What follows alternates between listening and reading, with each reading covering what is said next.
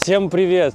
Мы прилетели в городок Эль-Калафате, или как его называют, город-ворота к леднику. Ну а вообще мы с вами в Патагонии, и сегодня мы ее всю изучим.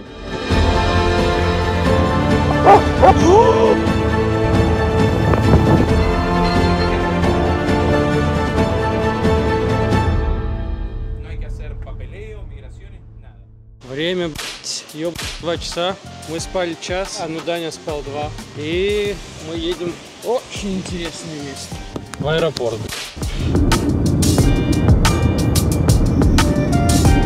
Мы подлетаем в Патагонии. Ты так близко показываешь мою ужасную прическу. Это худший самолет. Компания, как называется? Flybondi. Это ебаная победа, ребята. Спинки не гнутся, такие же ужасные. Горло болит. В общем, я не спал, поэтому я уставший. Аргентина – это не только танго, футбол и вкусное мясо. Это 8-я по величине страна в мире, где в одном углу пустыня с кактусами, в другом джунгли с водопадами, на западе виноградники и мальбек, а на востоке чайки, ветер и киты. А на юге Патагония. Дикий, холодный, ветреный край земли, где куда бы ты ни пошел, навстречу тебе только ветер, гуанако и кондоры. До появления испанцев тут веками жили индейцы Тихуэльчи, Мапучи и Ямана, пока в 1520 году не приплыл Фернан Магеллан и не увидел местных охотников.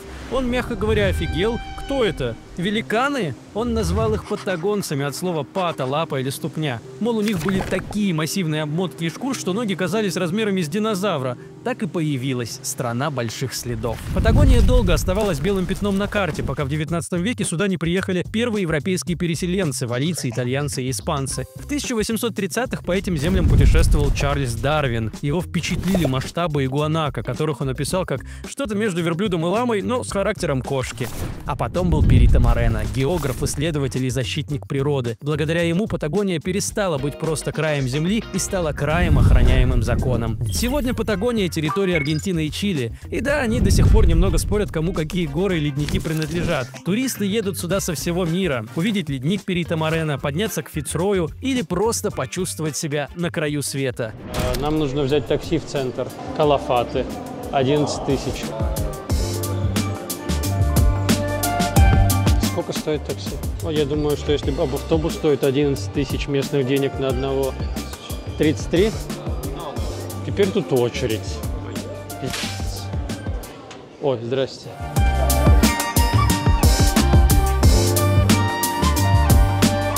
Ты знал, что в Аргентине к друг другу можно обращаться любимым моим словом русским? Чё, ну только они говорят че. Типа, эй, ты. Там, но это не грубо, это нормально. Особенно типа в Патагонии здесь это распространено. Типа, че, как дела? Ты знаешь, вот как называется ритуал питья маты? Матеар. Качанье. Так в Патагонии называют шутку или розыгрыш. Качаний будет много, значит, в этом выпуске. Фу, комар прилетел. Пауль, que tengan buen viaje.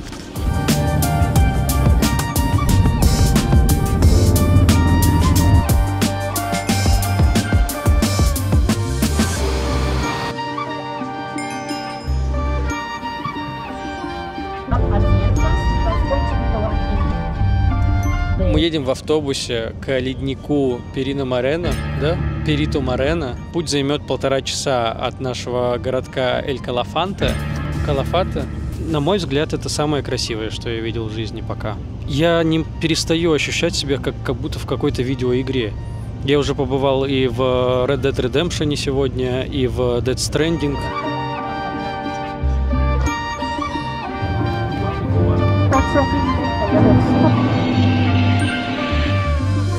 Когда люди приезжают в Патагонию, они, конечно, в первую очередь приезжают за ледниками. Ну, я так думаю, да? Потому что, вот, например, этот ледник, на который мы сегодня поедем, он вообще один из самых известных в мире сегодня и самый легкий с точки зрения доступности для туристов, потому что вы чуть ли не на автобусе прямо на ледник заезжаете. Не надо там карабкаться никуда. В общем, парк Лос-Гласьярес – это парк вокруг ледников. Он был основан в 1937 году и через 50 лет был включен в список всемирного наследия ЮНЕСКО как раз из-за ледников. Вообще территория этих ледников является 3-й по величине в мире после Антарктиды и Гренландии. Здесь водятся эндемичные животные, гуанако, аргентинские кондоры, пумы. И все это здесь существует вместе с этими ледниками. Живот болит, я так хочу есть. И перед выходом из автобуса нам строго-настрого запретили что-либо забирать. Но отсюда как бы нечего особо забрать, палку или мох, камушек. Я в автобус хочу! Ой, какая пчела большая, смотри. Ты видел ее? Все, пойдем домой.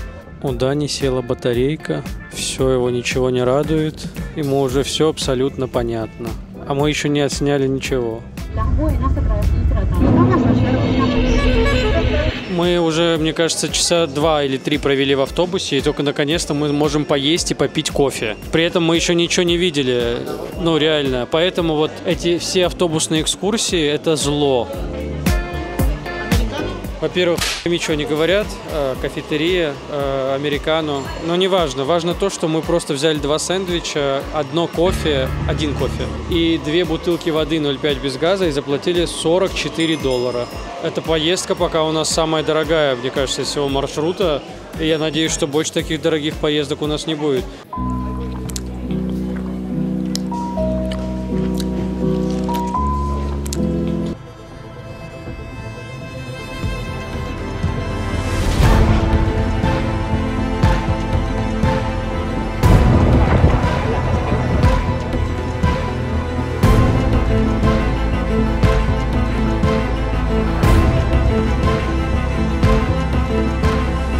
Посмотри на этот ледник отсюда, вот его видно весь. Вау. Видно, как эти глыбы откалываются. Если вы везучий турист, то вы прям сами можете увидеть, как целая глыбина от него откалывается, падает в воду с неповторимым звуком с каким-то. Как нам так и сказали. Если услышите какой-то супер громкий звук, знаете, упал ледник.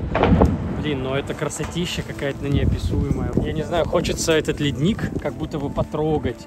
Но не обольщайтесь, ледник Перито Морено вообще он один из самых известных ледников в мире, потому что он один из немногих, который не отступает, а продолжает расти. Я не помню, ежегодно, по-моему, он на 2 метра продвигается вперед. Каждый день он на 2 метра продвигается. Каждый день? Да. Ну, это что-то интересное тогда получается. Принято считать, что площадь этого ледника составляет 250 тысяч квадратных метров. Так. 250 квадратных километров.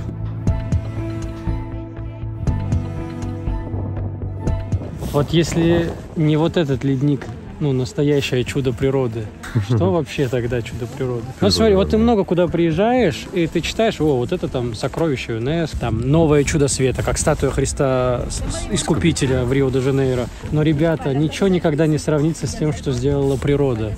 Как это повторить? Никак. Ты посмотри, как он простирается далеко. Это просто бесконечная глыба льда. У природы было гораздо больше времени, чем у нас. По периметру, да, вот эти борозды черные, они как будто бы придают ему такой мраморный налет. Класс. Я очень рад, что мы сюда приехали. Если честно, вот у меня сейчас уже даже глаза прослезились. Это чувствуется, эта сила, эта энергия этого места. И ты ощущаешь себя абсолютно букашкой, коим ты являешься на самом деле на этой планете. Класс.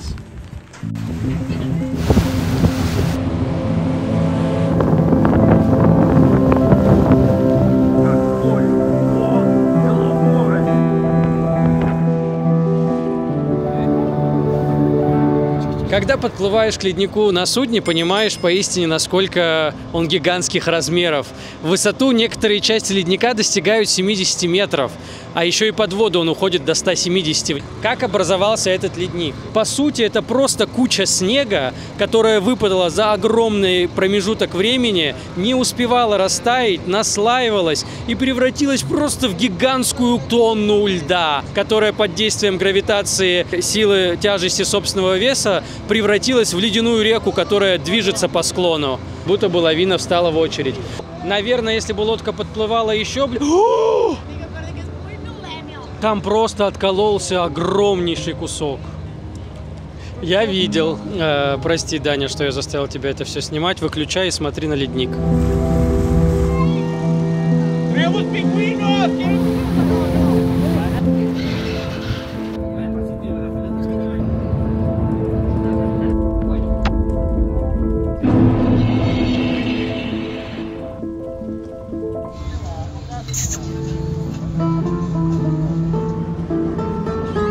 Hey man, how are you doing?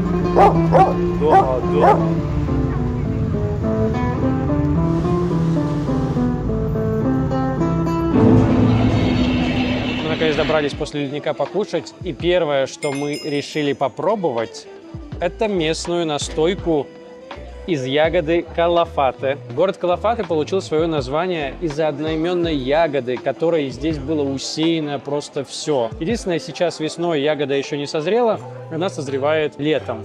И местные ее собирают и едят. Представляет она из себя похожую на чернику небольшую ягодку, растущую на кусте. И из нее здесь делают абсолютно все. Пробуем. Это похоже на смородину. Ну да, но она очень сладкая. Я бы такое не пил, как настойку. Она прям как будто я пью сироп. Сироп отложен. Но она крепкая. Это мясо гуанаки считается деликатесом, но и как бы место не то, чтобы его каждый день едят, и не во всех местах его можно найти. Очень похоже на говядину, но при этом по структуре очень сильно напоминает дичь. То есть чувствуется, что это животное все-таки больше бегает, да, по степи. Окей. Побывать в Эль-Калафате и не попробовать гуанаку – это грех. Раз, это деликатес. Два, я больше не знаю мест, где еще гуанаку можно попробовать. Самый обычный и простой способ попробовать гуанаку за недорого – это съесть эмпанаду с мясом гуанаки. И, во-первых, вы попробуете местное аргентинское блюдо, эмпанаду, а во-вторых, оно еще и будет с местным деликатесом. Убьете двух зайцев, как говорится, или двух гуанак. Если вы смотрели наши предыдущие влоги, например, из Монтевидео, мы там рассказывали про гаучо. Гаучо были в Патагонии. И в конце 19-го, начале 20 века эти самые гаучо начали активно развивать овцеводство. Патагония стала одним из центров производства шерсти в Аргентине. Ну и понятно, что где шерсть, там и мясо. И сегодня традиционный патагонский ягненок считается основным деликатесом здесь. Его готовят особенным образом на вертелах над огнем, и при этом мясо очень долго томится и коптится одновременно. И поэтому оно легко слезает с костей, становится очень мягким. Ну и сейчас попробуем, каким на вкус. Вот такое зажаренное. Это очень вкусно. Пока что это лучшее блюдо, которое я попробовал в Южной Америке. То есть это максимально просто, это просто жареный овца. То есть, ну вот вообще больше ничего к ней не надо. Очень вкусно.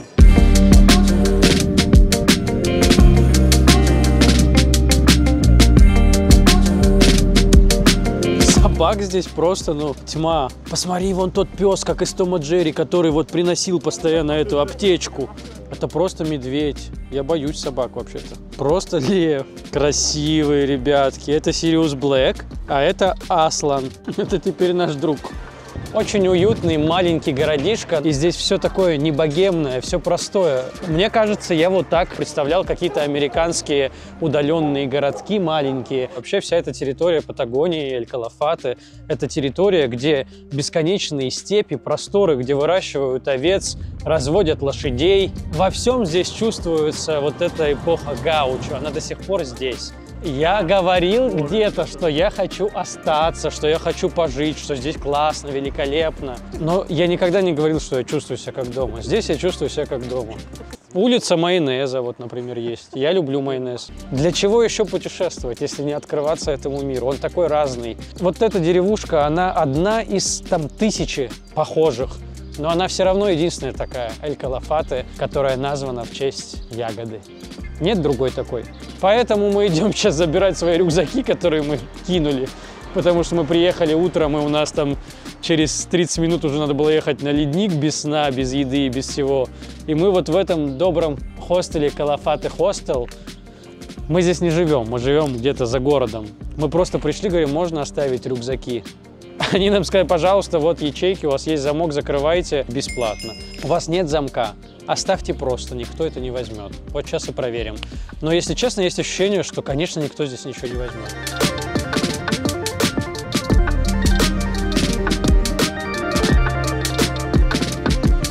Мы выбрали, на самом деле, себе жилье не в самом городе, а немножко за городом. Здесь нет Uber, он не работает. Здесь местные таксишки, и это отдельный дом. Но он находится на берегу озера Аргентина.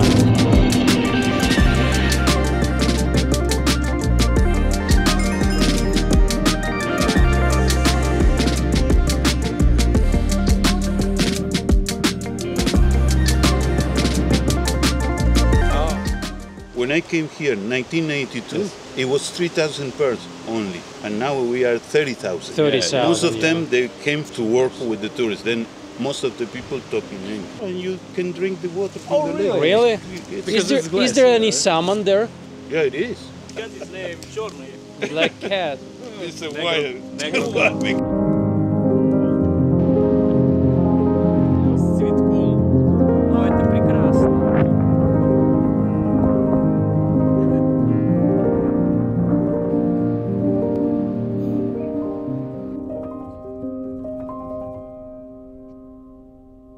В общем, мы пришли домой наконец-то отдыхать, включить камин на телевизоре.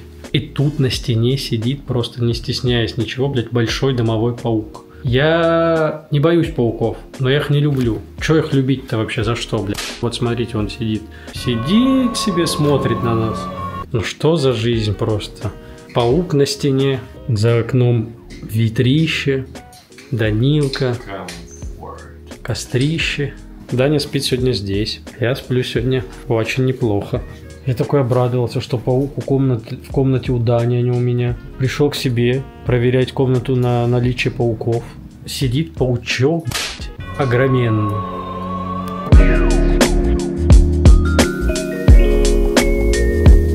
Так, время 6 утра, мы проснулись. Мы поели, блядь. Все вот фиксируем на видеокамеру. Мы собираемся ехать на гору Фицрой. Сейчас за нами приедет местное такси, мы надеемся, отвезет нас обратно в хостел, откуда нас забирал вчера автобус. Ночью меня чуть не съели пауки. Было очень холодно, в моей комнате не работает обогреватель. Прикольно, мы в какой-то хижине в лесу, нету фена. Удивительно, знаешь, что во всех жарких странах, где просто вот выходишь на улицу и за 2 секунды ты сухой, там есть фен везде. А вот здесь, где просто за окном ветрище, вот ты выходишь, тебя сносит. Я спал, кстати, с вот этими завываниями ветра, луна светила на меня прям вот светом.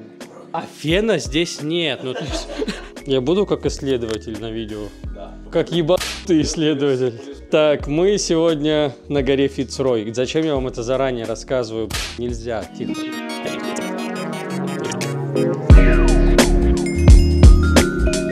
Короче, мы, как всегда, голодаем, потому что купить здесь еду утром почти unreal. Мы приехали в наш любимый уже хостел, где нам все бесплатно предоставляют, но мы не живем. Их тут завтраки для тех, кто живет. Я подошел к милой женщине, какой-то индейки. Индуски? Индейки? Индейки. И говорю, дай, а я там бананы лежат, яблоки, а кушать хочется очень сильно.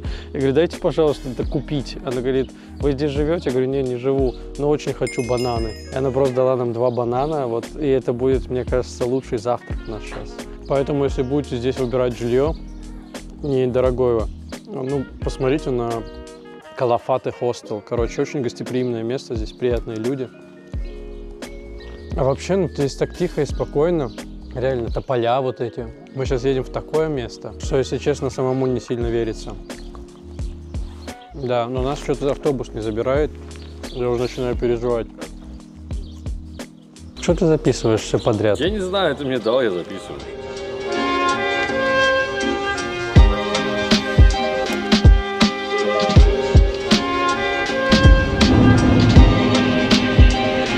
А где там?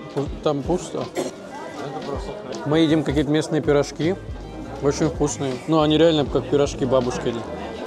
$16 за кофе и 4 пирожка. Вообще мы сейчас в каком-то отеле придорожном Ла Леона, который 1894 года.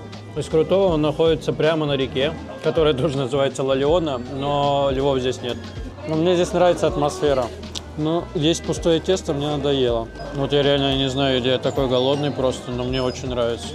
Это прям бабушкин жареный пирожок. Не печеный, ненавижу печеные пирожки. Они должны жариться в масле вот так вот, чтобы прям оно текло. А ты любишь печеные пирожки? По-моему, это просто издевательство над людьми, печеные пирожки. Ну, потому что они могут быть жареные. А Москвы нет. Опять. Дискриминируют тут русских.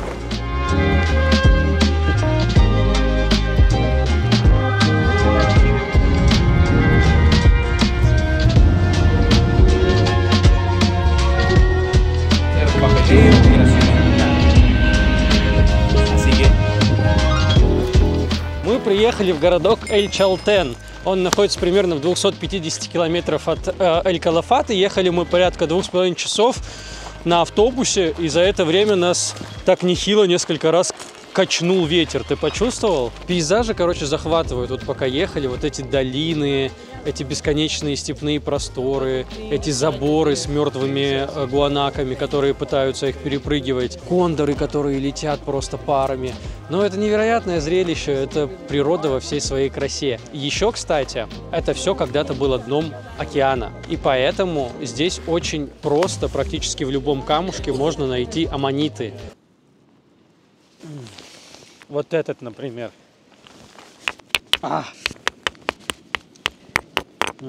Салют. Ну тоже ничего. Тоже пусто. Прямо как в моем сердце. Пусто. А я просто хочу найти аммонит. Пустый. Есть подсказки зала, нет? Мне нужен молоток. Что хочется сказать про Эль-Чалтен? Вообще, это небольшой городок, который был образован здесь примерно 30 лет назад. Здесь недалеко есть пустынное озеро, и по нему проходит граница с Чили. И она еще как бы не охраняется особо. Таким образом, чилийцы очень часто могли попадать на территорию Аргентины и наоборот. И был создан этот городок, чтобы это контролировать. Но сегодня здесь целое поселение, в котором живет порядка 2000 человек. А в зимнее время все отсюда уезжают, остается здесь примерно 500. Ну и вообще, зачем приезжают в Эль-Чалтен все?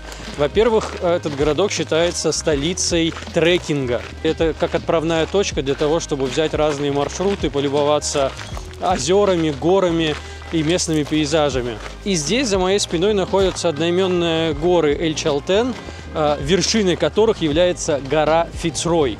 Эль-Чалтен означает smoking mountain, то есть дымящаяся гора или курящая гора. Много тысяч лет индейцы, которые здесь жили, они наблюдали картину этих гор, которые находятся постоянно в облаках. И они думали, что гора дымится и что на самом деле это вулкан. И как нам сказал гид, за последние несколько лет своей жизни здесь он впервые вообще видит этот пик настолько чистым. То есть нам очень повезло. Это главный символ Патагонии вместе с ледником Перито Морено.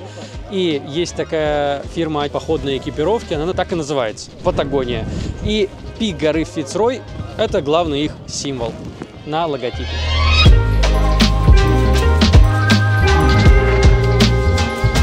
Перито Морено дал название этой горе Фицрой не случайно. Он дружил с семьей Чарльза Дарвина, и после очередного путешествия Дарвина по водам вокруг Южной Америки он получил дневник с описаниями этих земель. Дарвин доплыл только до озера Санта-Крус, но не был в этих землях. Так как Дарвин здесь был раньше него, и капитан, с которым Дарвин плавал, тоже был раньше, чем Перито Морено, он решил дать название этой горе в честь капитана этой экспедиции Фицрой. Ну и ледник уже был в честь него. А еще, что нужно знать про Перито Морено? То, что Перито – это не имя. Перито – это слово, обозначающее типа доктор Перито, экспедитор Перито, а его настоящее имя – Франциско. Великий был человек во всех смыслах этого слова. Открывал ледники, открывал горы, открывал целые регионы. И благодаря Перино Морено мы сегодня здесь, может быть. Перито Морено. Перито Морено. Ты будешь там ставить перину просто. Не лучший вид на горы, который в моей жизни был. Я хочу сказать, что если вы хотите гор, а живете в России, съездите в Домбай. Там тоже будет прекрасный вид, и не надо ехать за 17 тысяч километров. Ну или сколько там, 14, смотря где вы в России живете, я не знаю.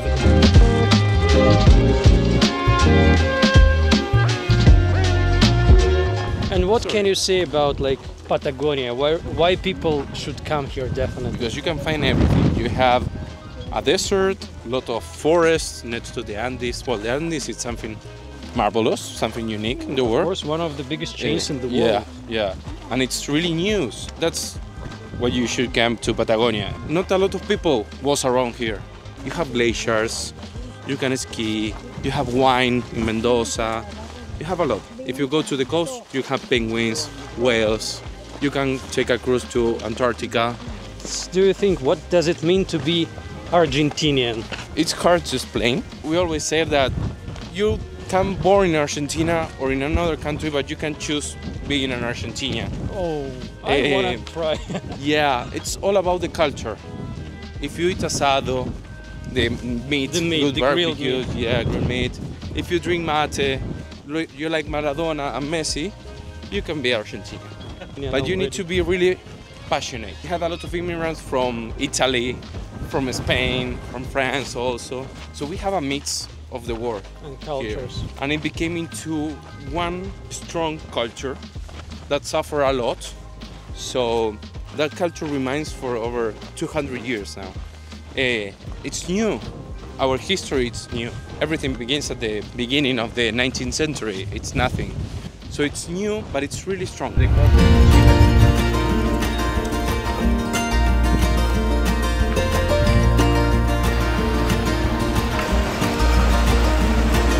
Вообще, еще вчера на озере нам сказали, что вода настолько чистая, потому что озера образованы таянием ледников, что эту воду можно просто пить сырой прямо из озера. Но мы не стали рисковать, а вот здесь, на водопаде, в каком-то живописном лесу, мы решили попробовать это сделать. Еще прям пьем. Ты готов это пробовать? Я ожидал почувствовать вкус там аквапаны, ну вот воды дорогой. На вкус как земля с водой. Я не знаю, я надеюсь, я не умру.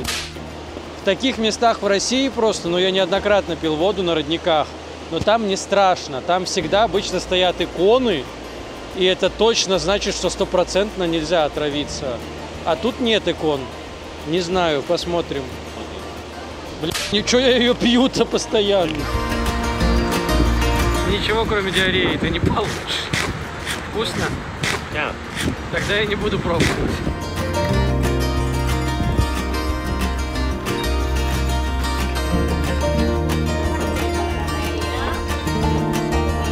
В общем, мы наконец-то добрались до еды. И сейчас мы наконец-то поедим снова гуанаку. Кстати, пиво, вот я заметил, вот везде в Южной Америке пиво вкусное. Даже бутылированное пиво, оно вкусное. И оно очень часто еще очень стильно оформлено. $6. Ну, посмотрите, какое оно красивое. Или я просто люблю пиво.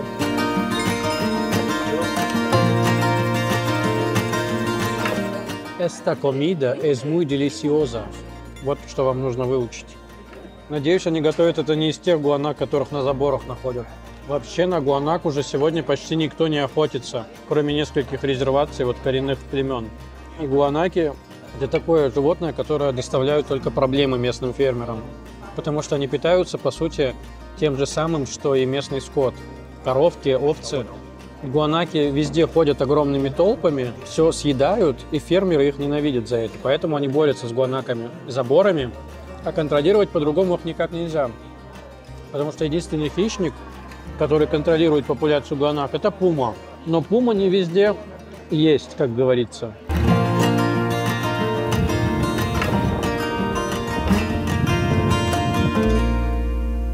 Написано, типа, это мемориал погибшим альпинистам. Ну вот ледники различные тоже. И различные фотографии людей с именами.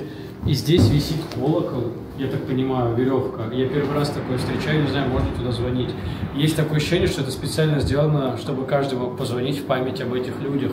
И вот сейчас на часах как раз ровно 3 часа, я предлагаю попробовать, я надеюсь, нас не убьют за это.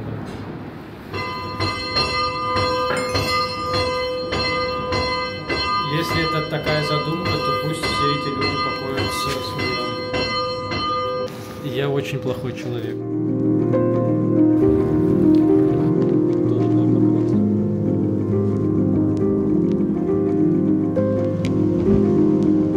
Патагония – это не просто край света. Патагония – это то место, в которое попадаешь, и оно тебя по-настоящему не отпускает. Это бесконечная тишина, которую нарушают лишь порывистый ветер и трескание ледников. Бесконечной красоты виды настоящей дикой природы. Ну и, конечно, здесь по-настоящему, по полной раскрывается чистая аргентинская душа.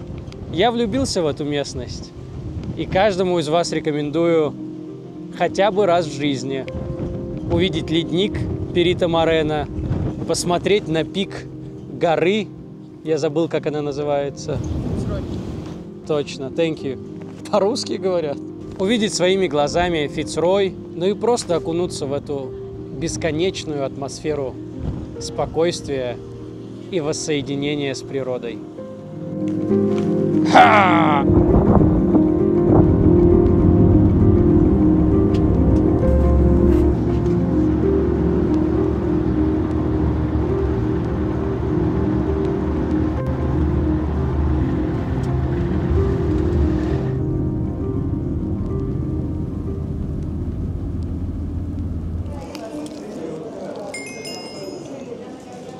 Я чуть не забыл сделать очень важный ритуал. Для того, чтобы вернуться сюда, по легенде, нужно съесть обязательно что-нибудь с местной ягодой калафаты, в честь которой назван город.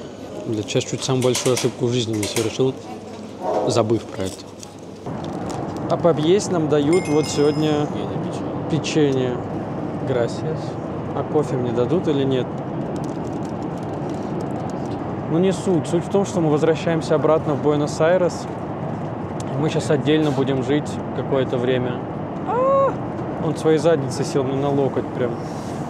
В общем, будем жить отдельно. Я буду готовиться к поездкам. Может быть, когда-нибудь я напишу нормальные сценарии, а не просто будем снимать ерунду. Да не вообще на все. У него там философия печенья сейчас.